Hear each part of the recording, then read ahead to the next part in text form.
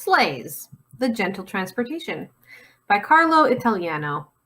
Carlo Italiano was an author and illustrator from the Montreal area. He was born in 1920, 100 years ago. I don't know if he's still alive, but he published this book in the 1970s. And given that it's January, and we're all from Montreal, and since it's been 100 years since this man was born, let's dive in to some historical nostalgia of Montreal.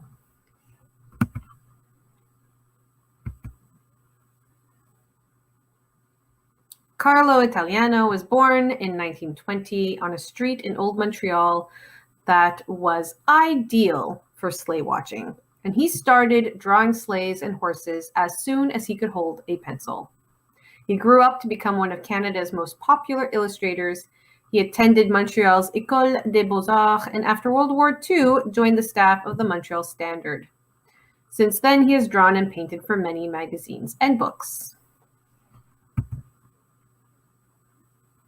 I find this picture to be a little amusing. So here we are, lots of different kinds of sleighs. So remember that, of course, we didn't have cars up until the 1930s. Cars existed, but it was really only the super wealthy elite that were able to drive cars. And so before that, if anyone wanted to get around, it was drawn by a horse. So there were all these wonderful sleighs that Montreal used to have that were drawn by horses and that provided multiple services, necessary services for the citizens of our city. So let's see what we have. So first we have the Chip Wagon. In winter, the Chip Wagons changed their wheels for sleigh runners, but we still called them Chip Wagons, never Chip Sleighs. And although we ate from them the year round, their marvelous French fried potatoes and steamed hot dogs never tasted so good as in the winter. The Chip Wagon stopped after school at municipal skating rinks and on Saturdays and Sundays at Fletcher's Field, where the skiers and the tobogganers were out. The chips were served in paper cones, always greasy and always wonderfully warm to the touch. There was vinegar for the chips and mustard and cabbage for the hot dogs. Personally, the best. I love steamed hot dogs from Montreal. For an extra dime, you could get hot buttered popcorn and roasted peanuts in the shell. Hot buttered popcorn is... While the whistle on the roof blew and the windows fogged up, the chip man shook the basket of his deep fryer, turned valves, pumped fuel, and dispensed happiness. The nuns. Just before Christmas, nuns of certain orders traveled around the city collecting for the poor. They used a special closed-in sleigh with a tiny curtain window through which they could peek. If you caught a glimpse of the inside as the sisters stepped out, you saw a simple interior with seats upholstered in leather. The sleigh was immaculately kept. The varnished black exterior carried a small, shiny brass plate with the name of the order etched on it.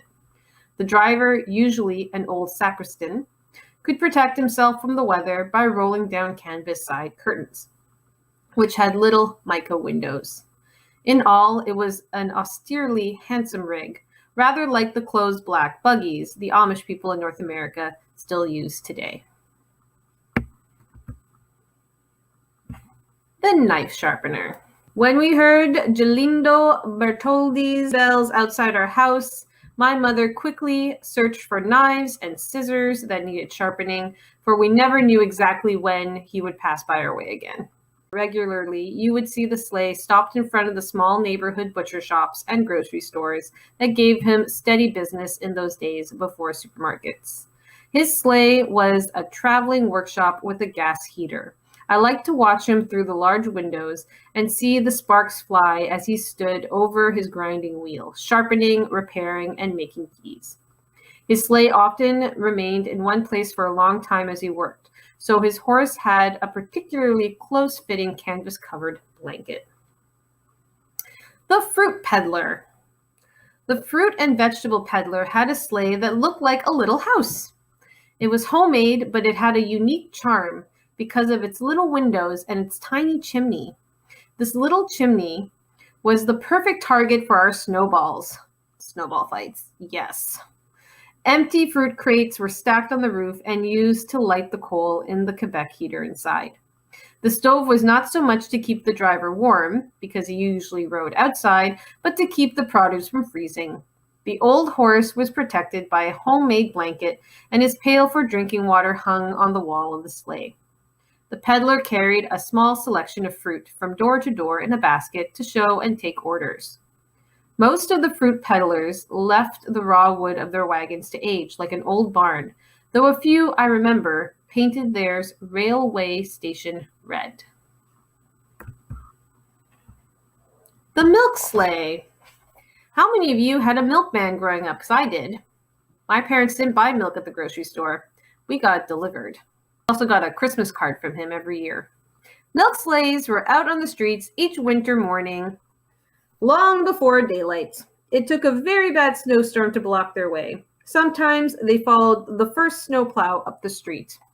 The milk horse, like the bread horse, knew the run as well as its driver. While the milkman ran up the steps to deliver at one home, the horse was already moving on to the next stop. The company trademark was painted on the sleigh and stenciled or stitched onto the horse's blanket. On very cold mornings, the milk froze before we took it inside. A solid white neck stuck up inches above the bottle, and the little cardboard lid still perched on top like a hat. It was a poor child's ice cream. My mom had ice cream like this.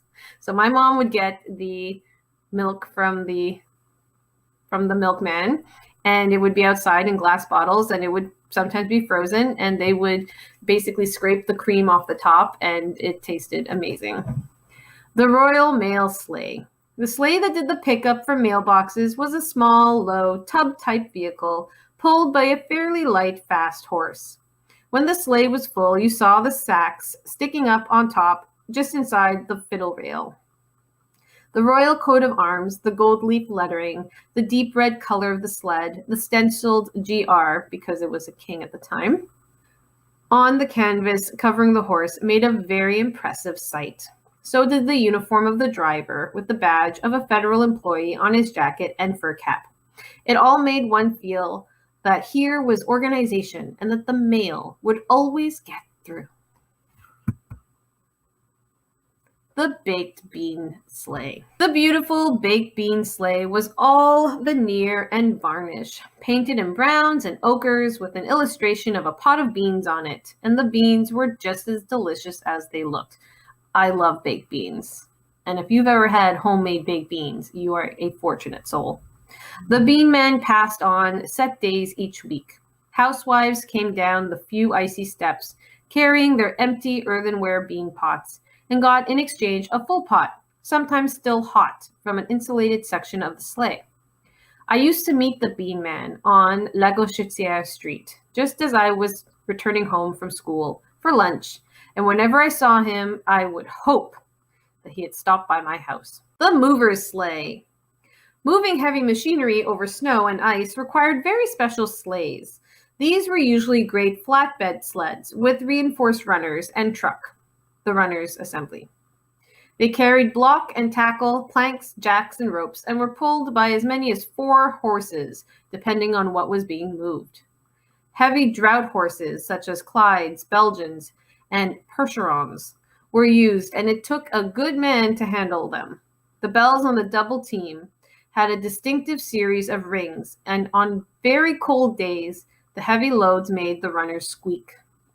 Then, too, the vapor that arose from the hard-working horses was like a cloud of steam. You could just feel the power in all of it.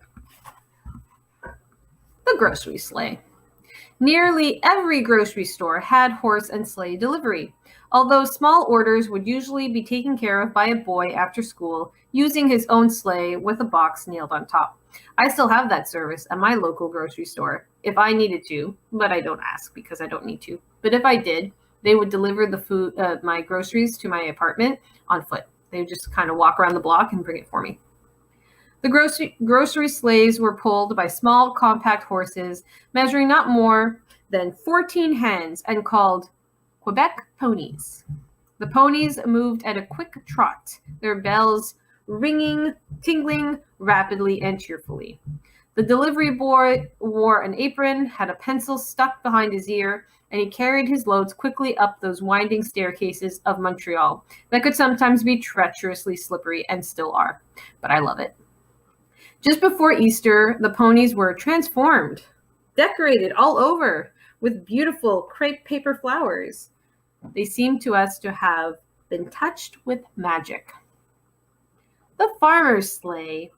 Among the many sleighs that came to the markets in Montreal, my favorite was the traditional farmer's sleigh, handmade by its owner, and with harness so simple it could usually be repaired on the farm. The horse pulling the sleigh was the same animal that pulled the plow and did all the other farm chores. Its driver always wore a gray winter coat, tied at the waist, with his ceinture fléchée, or wool belt, woven with his own pattern on the farm. I don't remember ever seeing a driver without the characteristic pipe in his mouth. The Freight Sleigh. The CNR Freight Sleighs were known as flatbed sleighs, heavy haulers, or cartage sleighs. They were painted the railway's regulation colors, and they always carried a broom for sweeping the debris after the goods were transferred. The heavy draught horses, Percherons, Clydesdales, and sometimes Shires, were well equipped with sturdy long straw collars and heavy traces. The metal in the harness was all of polished brass, and sleigh bells hung from the breast straps. The carter himself had his special equipment, a leather apron to protect his clothes, leather puttees for his legs, usually with a pencil stuck in near the knee, and he always had a pipe in his mouth. Often, the weather regulations permitted it or not, a large, fierce dog would ride the sleigh with his master, because he protected the freight while the driver made deliveries, but he also kept us from hitching a ride. The Brewery Sleigh. Breweries in nearly all countries took great pride in their horses, harnesses, and vehicles. Their teams of draught horses were well matched and in beautiful condition. Montreal breweries were no exception. The team I have illustrated here is typical. The well-groomed Percherons originated in France, a cross of ancient Norman and Arab breeds. They were a deep, dappled gray, docile, but extremely powerful. The letter V for victory and its Morse code symbol, ... in the form of a brass on the horse's flanks dates this particular pair in the early 1940s and reflects Molson's involvement in the war effort. The scroll dash, the fittings, and the light double runners were so beautiful it was hard to realize that this sleigh was really a heavy hauler with a big load capacity. The Epicure Sleigh. If any commercial sleigh could be likened to a Rolls Royce, this one was it. The firm of Henry Gatehouse was established in Montreal in 1891 and catered to the carriage trade. In those days before deep freezing, the highly perishable quality foods Gatehouse sold were very expensive. You can see in the picture that there's rabbit, duck, pheasant. So the sleigh that carried them was appropriately elegant. I was very much impressed with it when I was young and saw it making deliveries to the Queen's Hotel. I particularly remember the oval glass on one side of the sleigh, which covered a real stuffed hare, a mallard duck, and a quail. The horse was of a particularly fine breed. Its bells, brasses, and traces were highly finished, reflecting the quality of the products listed by the sleigh's lettering. Everything about the Henry Gatehouse sleigh was immaculate, polished, and sparkling. The Ragman. Harry the Ragman never needed to call his customers. The sound of his sleigh was different to all the others, and there was no mistaking the dull clunk clunk. Harry had the only horse with cowbells. He was our favorite person, our sole source of revenue. We passed on old stove lids, lead pipes, empty bottles, and old rags. Sometimes, I must confess, not so old. But Harry was more honest than the kids he dealt with, and he would often tell us to take things back home. His horse was an old hack, but he did the job, and we all loved him. Layers and layers of potato sacks were on his back to keep him comfortable. One day, my mother asked me what Harry called his horse, but when I told her, she washed out my mouth with soap. I had my mouth washed out with soap once. It is not pleasant. The snow removal sleigh. In the 1930s, when unemployment was high, a heavy snowfall was welcomed, for it meant work. After a snowstorm, every available sleigh was mobilized, and men worked around the clock to make the streets passable. Horse-drawn plows pushed the snow from the roadways into the high banks, and then it was shoveled into the sleighs and hauled to an open manhole. There, the snow was dumped and carried by underground sewers to the river, which still happens, of course. Snow removal sleighs were crudely made of unpainted boards. The sides were built up to hold as much as possible, because the owner was paid by the cubic foot of snow hauled. The capacity of each sleigh was stenciled on its side by an inspector, and a license was issued. Snow removal sleighs were the very best to ride on. They moved very slowly, and the drivers seldom bothered us. The Coal Sleigh. The coal sleigh was a common sight. It was rough and sturdy, and so was the horse. See, back in the day, we didn't have hydroelectricity, so people had to warm their homes with coal. That's how it worked. He moved at a slow pace and had plenty of time to rest while the coal was loaded and unloaded. The coal was usually delivered in sacks, and for the upstairs flats, which is an apartment, the coal men had to carry the sacks into the coal shed, often up narrow, winding steps. His grimy face had clean patches on it where he had wiped the perspiration and the coal dust off with his mitts. Ground floor flats had a chute through a basement window that emptied into the coal bin there. The chute was often a metal brewery sign discarded by a tavern, and the coalman carried a large shovel on his sleigh, specially to keep the coal moving down the chute.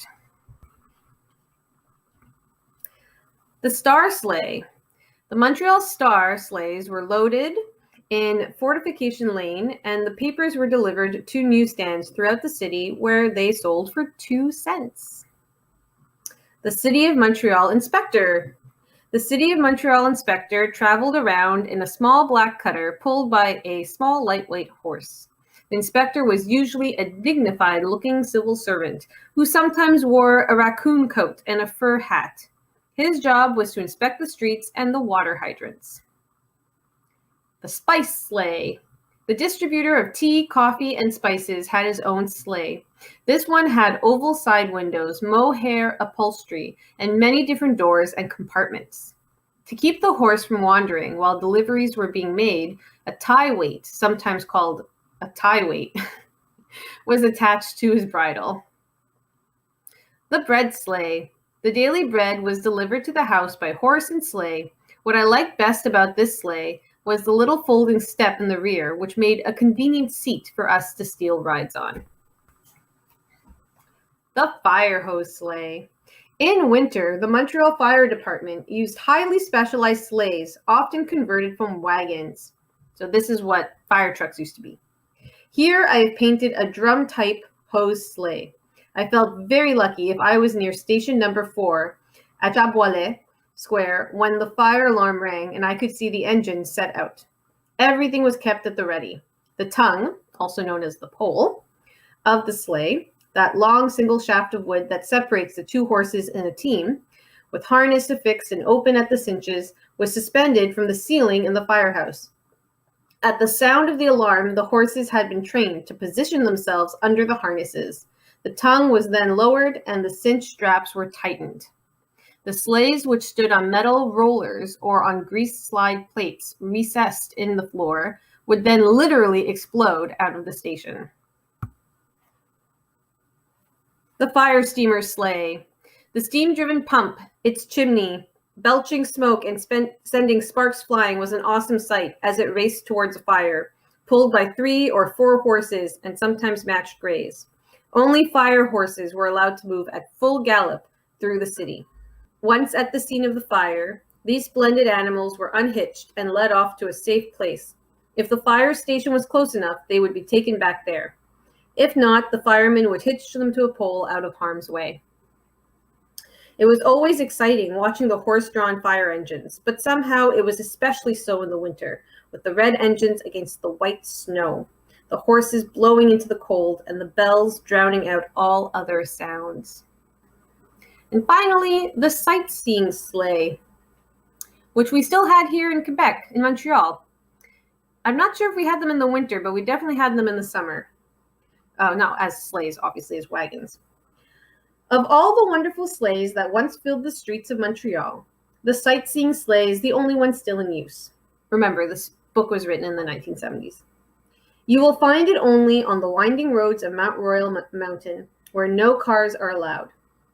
There, all winter long, it takes passengers up to the lookout for a view of the city by day or night.